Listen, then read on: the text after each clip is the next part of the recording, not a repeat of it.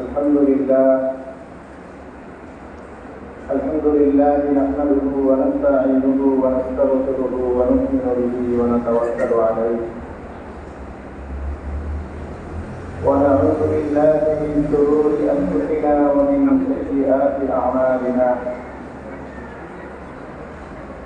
من يهده الله فلا مضل له ومن يضلله فلا هادي له ونشهد أن لا إله إلا الله وحده لا شريك له ونشهد أن سيدنا ومولانا محمدا عبده ورسوله صلى الله عليه وعلى آله وأصحابه وبارك وسلم. أما بعد فأعوذ بالله من الشيطان الرجيم. بسم الله الرحمن الرحيم.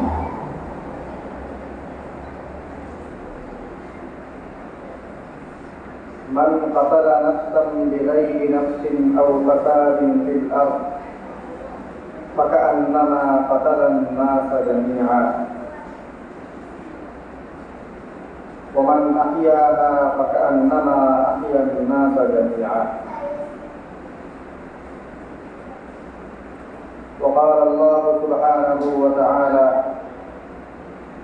ومن يقتل مؤمنا متعمدا فجزاؤه جهنم خالدا فيها وغضب الله عليه ولعنه وأعد له عذابا عظيما.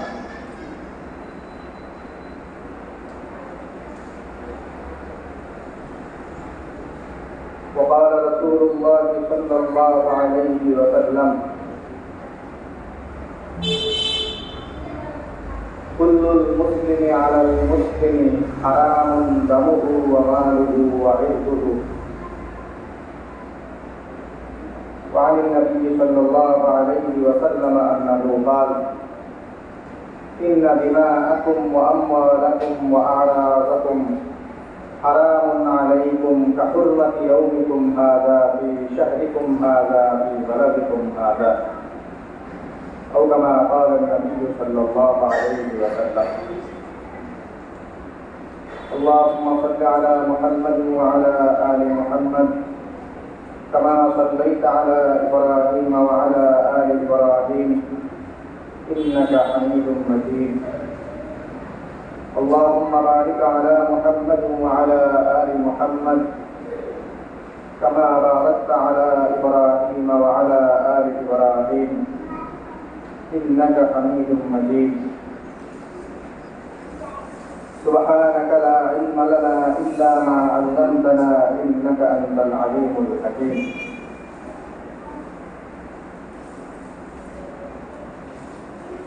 وهذا الأحمد رب العالمين الدرجة وشكر شكر জ্ঞাপন করছি,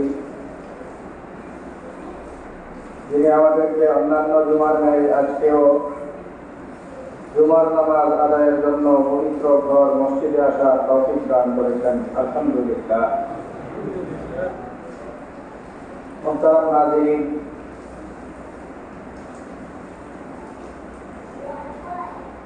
আপনারা সকলেই জানেন আমরা আমাদের দেশের ইতিহাসের অন্যতম একটি ক্রান্তিকাল অতিক্রম করতেছি। আমাদের এই দেশ খুব সংকটময় অবস্থানে আছে।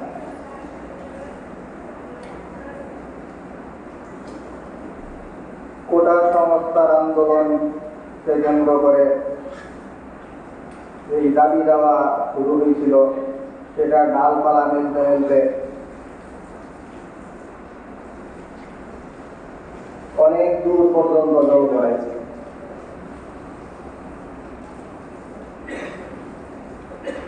পক্ষ বিপক্ষে বিভিন্ন কথাবার্তা, হতাহতের শিকার, ন্যূনতম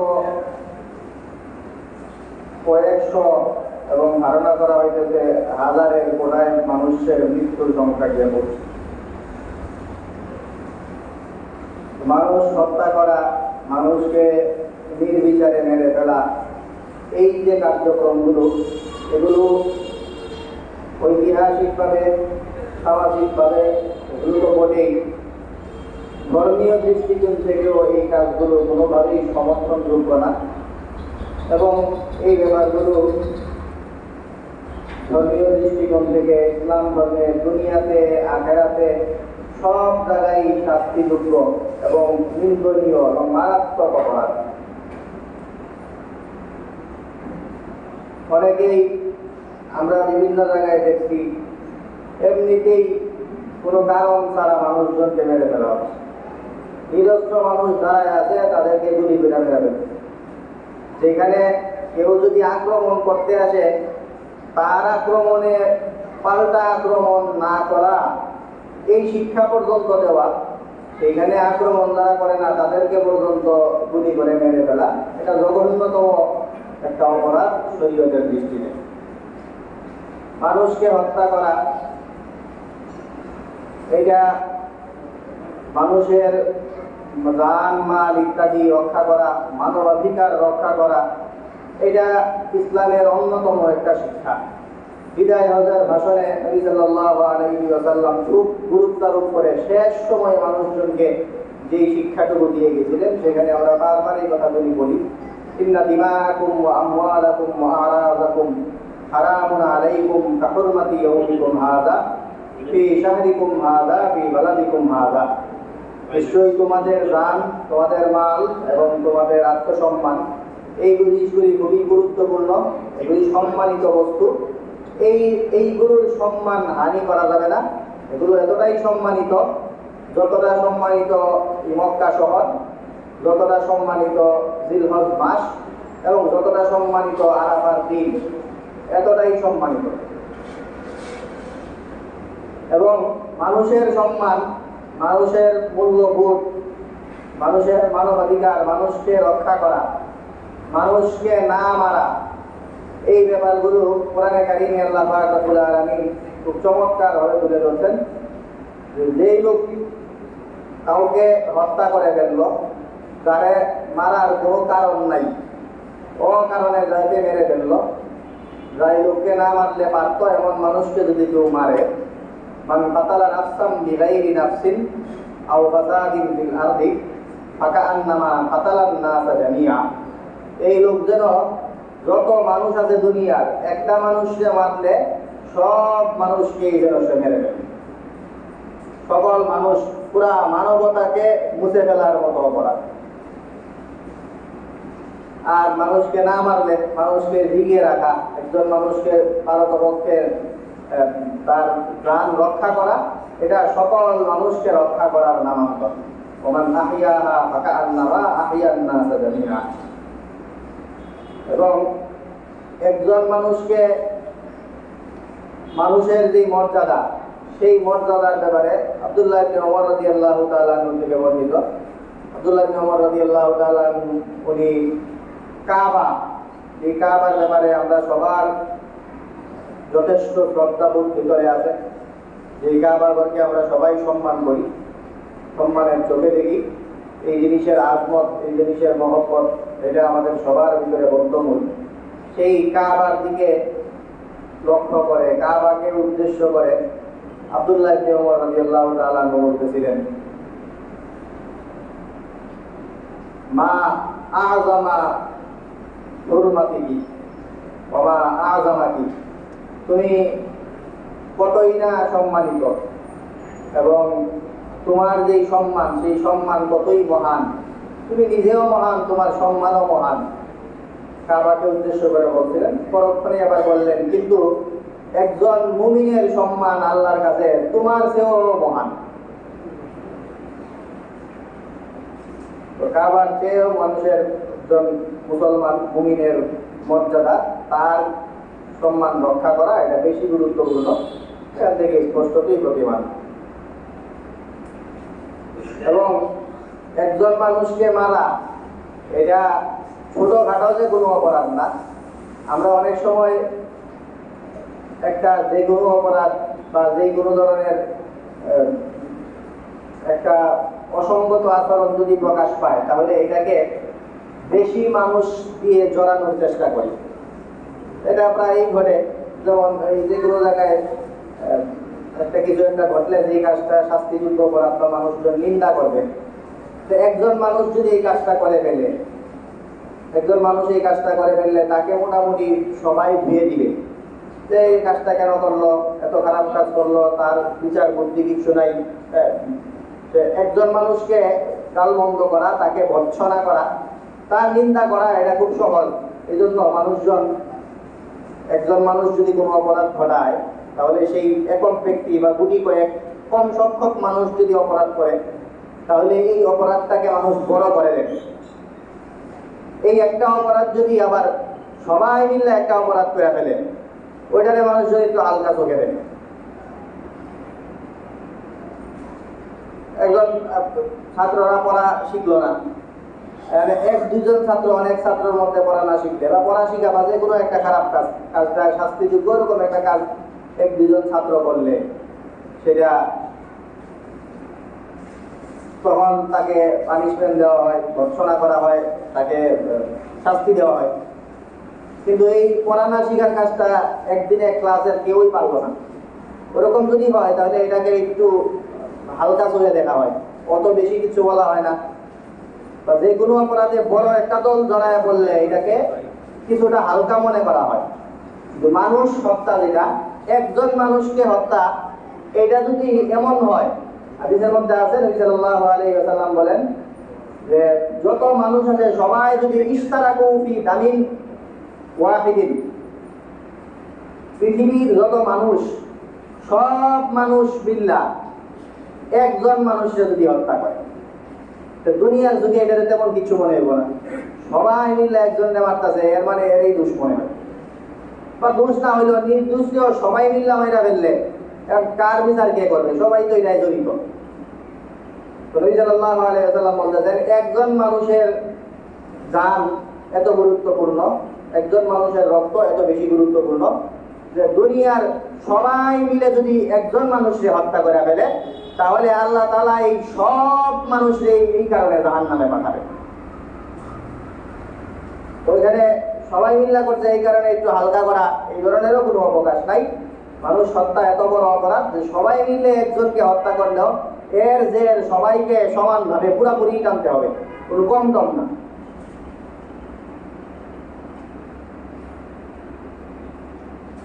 মানুষ কেউ হত্যা করতে আসলে, হত্যা করে ফেললে, আমরা তো দেখছি হত্যা করার জন্য উৎসুক একদম। এমনও হয়েছে যে খালি একটা সাধারণ লাঠি হাতে দাঁড়ায় রয়েছে, বুক পেঁচা দিছে, এরে গুলি করে রয়েছে। এরে গুলি না করলে কি করতো?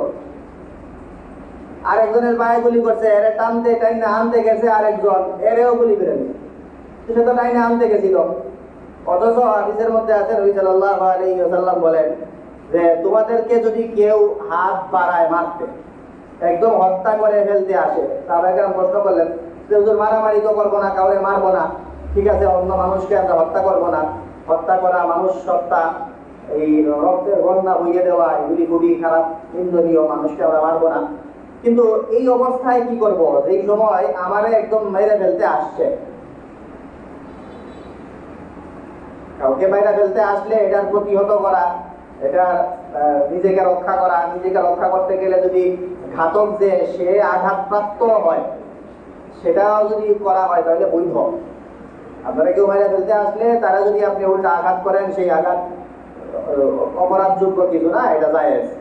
কিন্তু সেই জায়েজ তো এক জায়গায়, আর বেশি ভালো কোনটা সেটার সাজেশন নবী সাল্লাল্লাহু আলাইহি ওয়াসাল্লাম দিয়েছেন যে ওই সময় যদি তুমি তারে মার দেও, তোমার মারতে আসছে, তখন মারলে সেটার বৈধতা তো আছে।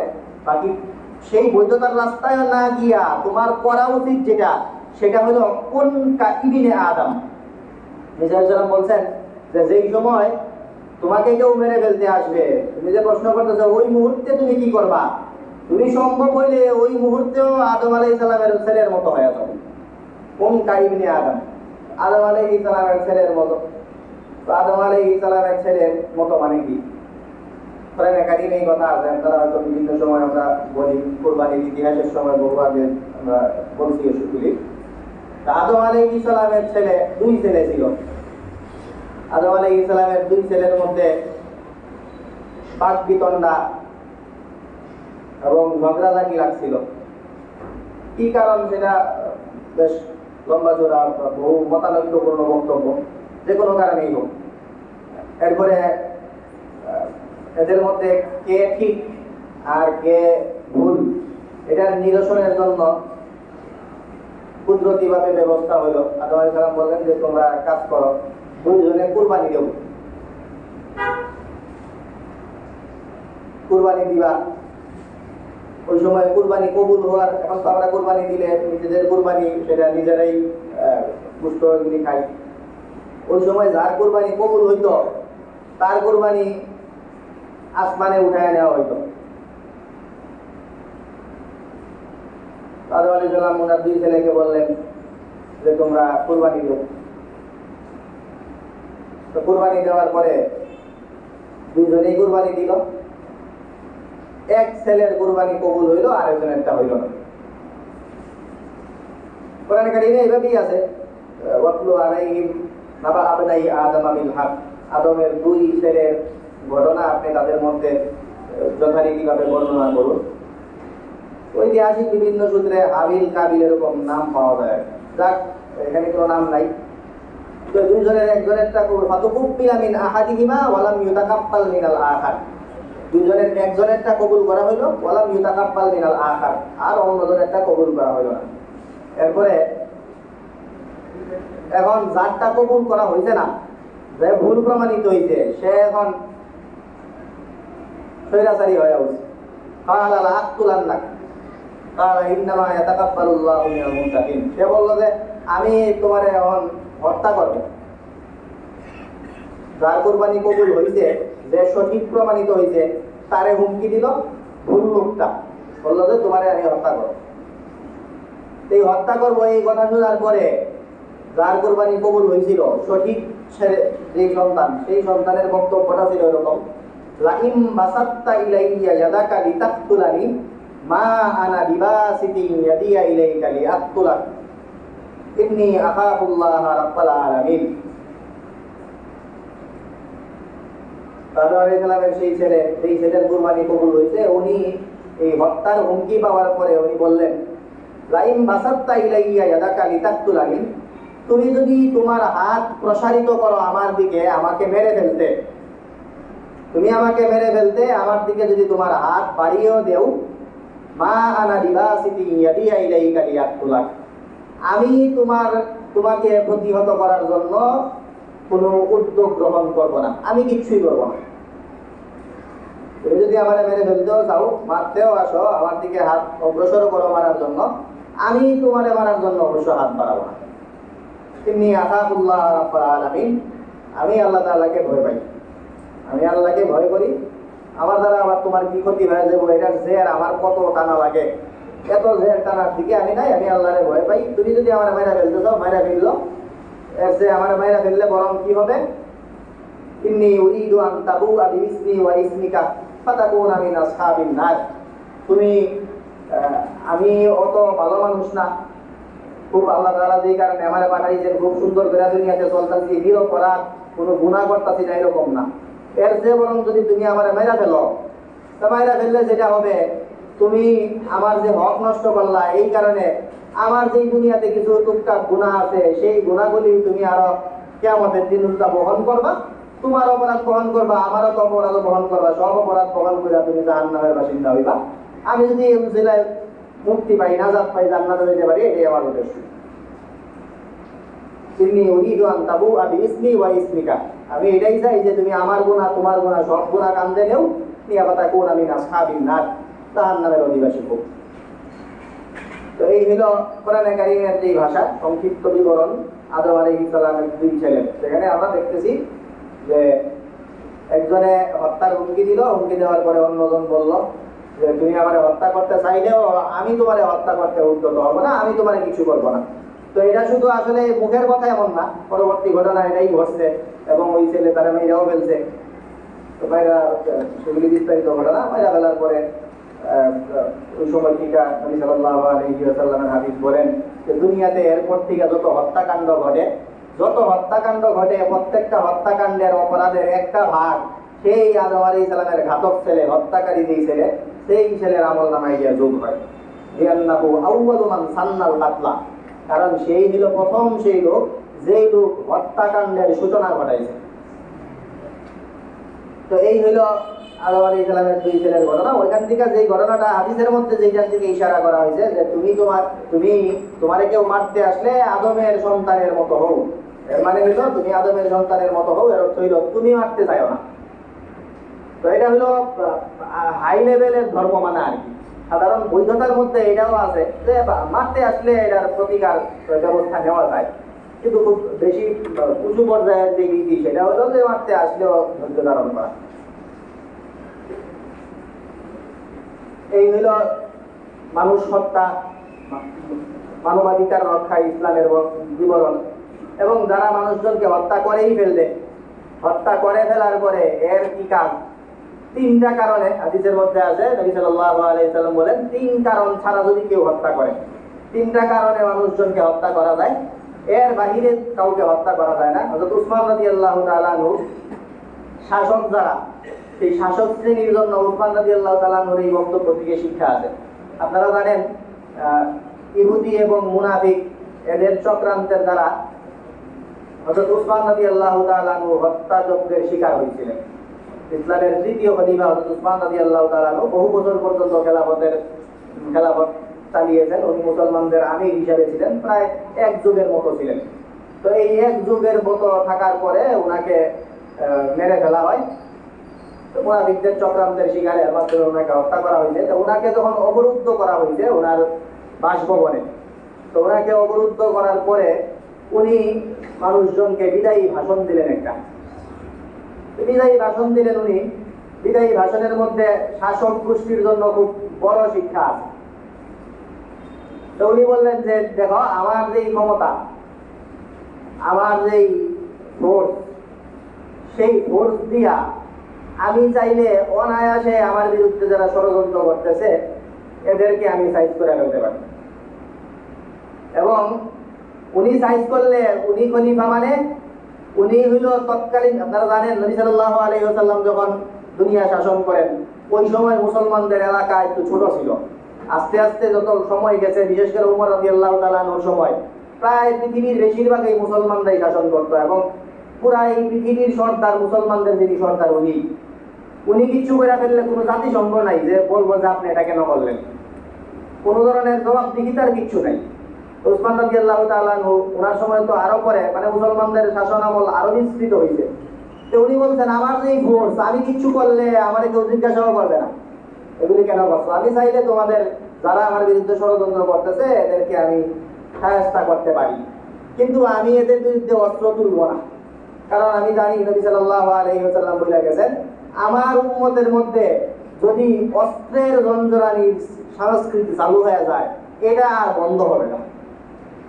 যদি অস্ত্র তোলা উম্মতের উপরে, মুসলমানের উপরে মুসলমান অস্ত্র দুইটা মুসলমানকে শায়েস্তা করবে, এই নীতি যদি চালু হয়ে যায়, একবার চালু হয়ে গেলে এটা কিয়ামত পর্যন্ত চলবে। এই কারণে এই জঘন্য কাজটা আমার সময়ে চালু হোক এটা আমি চাই না। দরকার হলে আমি পদত্যাগ করি, তারপরেও রক্ত আমি দেখতে চাই না। এরপরে বললেন একটু উনি যে ওনাকে যে মেরে ফেলা হইতেছে, উনি যে মারার উপযুক্ত না, মারতে হইলে যেই কারণ লাগে এর কোনোটার যে ওনার মধ্যে নাই, উনি সেই কথাগুলি বলছেন। যে নবী সাল্লাল্লাহু আলাইহি ওয়াসাল্লাম বলছেন, তোমরা জানো যে নবী সাল্লাল্লাহু আলাইহি ওয়াসাল্লাম বলে গেছেন তিনটা কারণের কোনো একটা যদি না ঘটে তাহলে মানুষকে মারা যায় না, তিনটার কোনো একটা ঘটলে তাহলে মানুষকে হত্যা করা যায়। একটা হইল জিনান বাদা ইহসানিন, ব্যভিচার করা বিবাহের পরে। বিবাহের আগে ব্যভিচার করলে গুররা মারতে হয় 100 বেত্রাঘাত, কিন্তু হত্যা করে ফেলতে হয় না। আর বিয়ার পরে যদি কেউ জিনা করে, বিবাহের পরে যদি কেউ, আমাদের ভাষায় পরকীয়া বললে মনে হয়, তো জিনা যদি করে, বিবাহ বহির্ভূত সম্পর্ক, বিবাহের পরে যদি কেউ জিনা করে, ব্যভিচার করে, তাহলে তাকে মেরে ফেলতে হয়। তো তোমরাও জানো, আমিও আল্লাহর শপথ করে বলতেছি, আমি ইসলাম গ্রহণ করার পরে তো বটেই, ইসলাম গ্রহণ করার আগেও আমি কোনো জিনা করছি না। 2 নম্বর হলো ইরতিদাদুন বাদা ইসলামিন, মুসলমান হয়ে যাওয়ার পরে আবার ইসলাম ত্যাগ করা, মুরতাদ হয়ে যাওয়া। তো মুরতাদ হয়ে যাওয়ার পরে তাকে হত্যা করে ফেলতে হয় 3 দিনের আলটিমেটাম দিয়ে। তো তোমরা এটাও জানো যে আমি ওমারতাদু মুনযু বায়াতু রাসূলুল্লাহি সাল্লাল্লাহু আলাইহি ওয়াসাল্লাম, নবী সাল্লাল্লাহু আলাইহি ওয়াসাল্লামের হাতে বায়াত নেওয়ার পরে আমি কোনোদিন ইসলাম ত্যাগ করি না। আরেকটা 12 বছর শাসন করছেন, এরপরে কি বুক ফুলায় কথা বলতেছেন, আমাদের সময়কার শাসকদের জন্য এগুলি অকল্পনীয়। উনি বলতেছেন যে আরেকটা কারণ আছে কাউকে হত্যা করে ফেলার, সেটা হলো সে যদি কোনো বিচার বহির্ভূত হত্যাকাণ্ড ঘটায় তার শাসন আমলে। কোনো শাসক যদি কারণে কোনো একজন মানুষকে মেরে ফেলে, তাহলে আন্দোলন করে এই শাসককে হত্যা করে ফেলা বৈধ। তো তোমরা যে আমার এরকম মারতে আইতো, এটার আরেকটা কারণ থাকতে পারতো। 2টা তো বললাম, এই কোনোটা না, আমি জিনাও করছি না, মুরতাদও হইছি না। আরেকটা থাকতে পারতো, সেটা হলো আমি যদি তোমরা বলতে পারতাম যে আমার এই শাসন আমলের কোনো সময়ে কোনো মানুষকে আমি অন্যায়ভাবে হত্যা করে ফেলছি, কাউকে আমি মেরে ফেলছি। তো আমি আল্লাহর শপথ করে বলি, আর এটা স্বীকৃত, তোমরাও জানো যে আমি আমার এই এক যুগের শাসন আমলে একটা মানুষকেও মারছি না। তাহলে তোমরা কি কারণে আমাকে হত্যা করো? এই বক্তব্যটা উসমান রাদিয়াল্লাহু তাআলা আনহু দিলেন।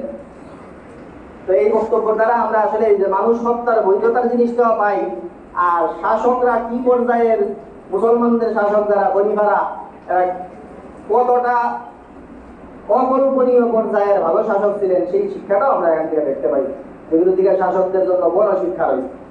তো এই কারণগুলি ঘটলে তারপরে কাউকে হত্যা করা যায়।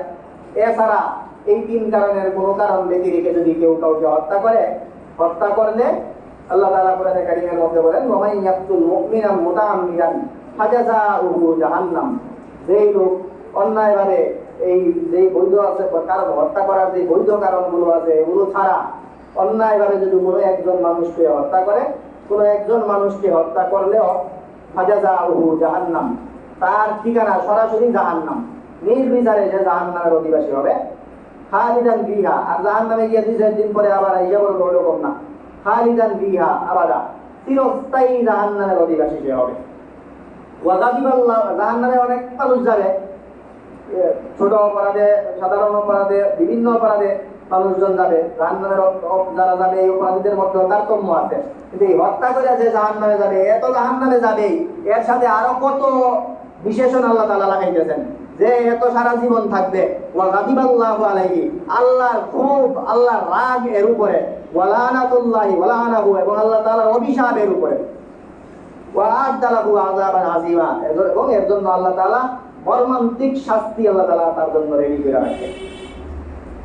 এমনকি বলতে পারে না, পরিস্থিতি সামলানোর জন্য এমনি হাঁকাগুলি করছে, মারা গেছে। এই হাঁকাগুলিতে মারা যায় যদি যায়, তারপরে কোরআনে কারিমে আল্লাহ তাআলা বলেন, ওয়া মান ইয়াকতুল মুমিনান মুতাআম্মিদান ওয়া মান ইয়াকতুল খাতাআন ফাতাহরিরু রাকাবাতিন মুমিনা ওয়া দিয়াতুম মুসাল্লামাতুন ইলা আহলি। ওরকম অনিচ্ছায় যদি কেউ মেরে ফেলে, তাহলেও একটা গোলাম আজাদ করা লাগে, 100টা উট যে হত্যা করছে তারে ক্ষতিপূরণ দেওয়া লাগে, দিয়াত দিতে হয়, আর গোলাম আজাদ করতে হয়। নিজের যে কাজ, নিজে যে কামটা করলো, এই কারণে আল্লাহ তাআলার কাছে মাপ চাওয়ার জন্য নিজে যেটা করবে সেটা হলো গোলাম আজাদ করবে। আর যারে এই হত্যাকাণ্ডের শিকার, ভুলে হত্যাকাণ্ডের শিকার যে হইল, এই ভুলে হত্যাকাণ্ডের শিকার যে হইল, তার ক্ষতিপূরণ হিসাবে দিয়াত দিতে হয়। তো দিয়াতের পরিমাণ 100 উট, এরপরে মাযহাব ভেদে এর ভিন্নতা আছে, বিভিন্ন মাযহাবে কোনো জায়গায় 100 দিনার, 100 দিনার মানে 1 দিনারই প্রায় 80-90 হাজারের মতো, তো বহু টাকা, এত এত বিশাল পরিমাণ অঙ্ক তাকে ক্ষতিপূরণ দিতে হয়। এগুলি হলো ভুলে যদি কেউ মারা ফেলে তাহলেও, আর ইচ্ছা কইরা বুক পাইটা দিতে গুলি করে ফেলছে, এই কাম যে করবো বা এই কামের অর্ডার যারা দিব, নবী সাল্লাল্লাহু আলাইহি সাল্লাম বলেন যে সারা মানুষ যদি, পুরা প্রশাসন যদি এতে শরীক হয়, লাই নিস্তারাকু ফি দামিন রিগিন ওয়াহিদিন, একজন মানুষকে হত্যায় যদি পুরা দুনিয়াও শরীক হয়, তাহলে এই সবগুলির শাস্তি এটাই, একজনের শাস্তি যেটা আল্লাহ তাআলা বলেন যে এর ঠিকানা হলো সরাসরি জাহান্নাম, এই জাহান্নামে তার যাওয়া লাগে। তো এই জন্য এই ধরনের কার্যকলাপ যারা করে এদের প্রতি আমাদের তীব্র নিন্দা আমরা এগুলোর সাথে বারাত জাহের করছি, আমরা এগুলোর সাথে এগুলোর সমর্থন করি না। আমরা এগুলোর আল্লাহ তাআলা আমাদের যারা খারাপ কাজ দেখে, খারাপ কাজ যারা সমর্থন করে, সেই সমর্থকদেরকেও আল্লাহ তাআলা ধরেন। আমরা এগুলোর সমর্থনে নাই, এর জন্য আমরা নিন্দা জ্ঞাপন করছি। স্পষ্টতই আমরা সেই ঘোষণা প্রকাশ করছি এবং আল্লাহ তাআলার কাছে আমরা মানা চাই এই ধরনের এই কঠিন অবস্থা, মর্মান্তিক এই অবস্থা থেকে আল্লাহ তাআলা যেন আমাদের এই দেশকে দ্রুত উদ্ধার করেন। আল্লাহ পাক রব্বুল আলামিন যেন আমাদের সবাইকে হেফাজত করেন। ওয়া আখিরু দাওয়ানা আলহামদুলিল্লাহি রাব্বিল আলামিন। সামনে বেশ ফাঁকা জায়গা আছে, সেই জায়গাটি পূরণ করে তারপরে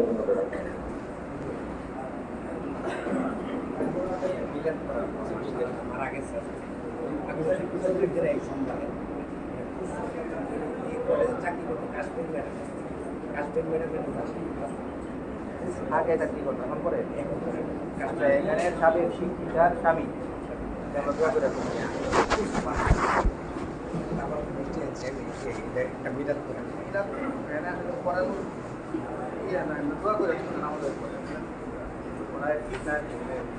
মরার পরে